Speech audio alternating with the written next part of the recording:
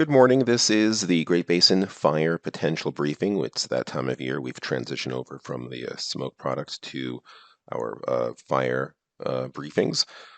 Impacts for today on the left, we do have some scattered showers. On the wetter side in the green, mix of wet and dry further south. Some that will be convective. There will be some lightning that could linger into Tuesday.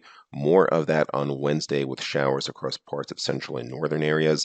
However, in the far south, from Vegas down through St. George and parts of the Arizona Strip, still a combination of strong wind potential along with low humidity and critically dry fuels.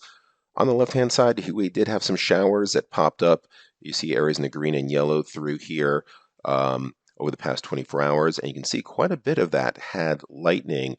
There were one or two isolated lightning fires that we saw, a handful, not as much because things are still green, but here are some of the new fires in the red in some of those areas. Still to be determined if it was lightning, but we'll monitor that. There was some single tree torching up along the Sierra front also from the previous day's lightning. So we'll keep an eye on that. Nothing big.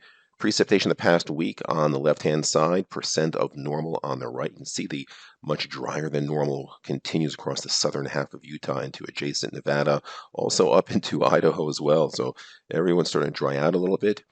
ERC point map shows the ERCs themselves pretty benign until you get further south into far southern Utah and the Arizona Strip, where they are now approaching the 80th percentile in some areas.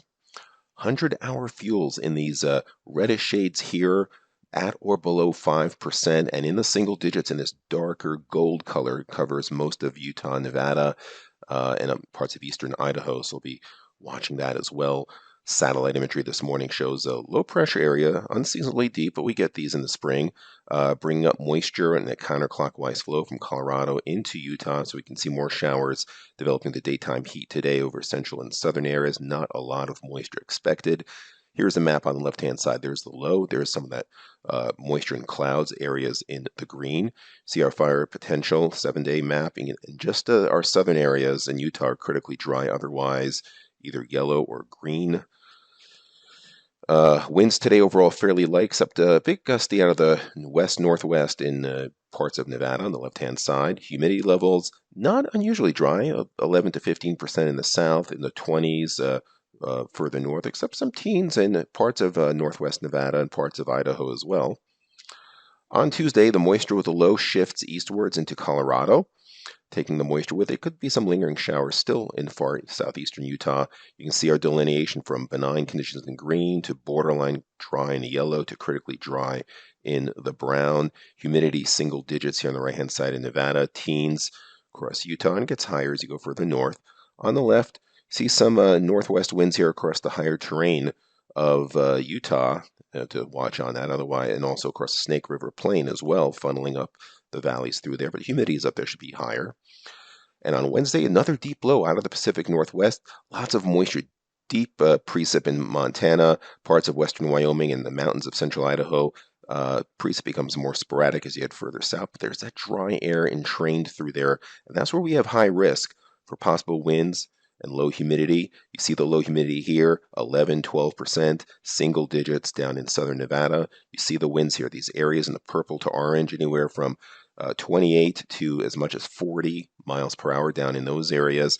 Winds further north also, but there is some green up going on, especially in the higher terrain now. It's starting to green up, so we don't have high risk for those areas yet.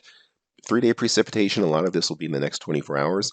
Fairly large coverage, especially across eastern Nevada and Utah, but not very heavy amounts. A couple of hundredths of an inch to a few pockets of a tenth of an inch. It does get heavier up in the Uintas and into western Wyoming.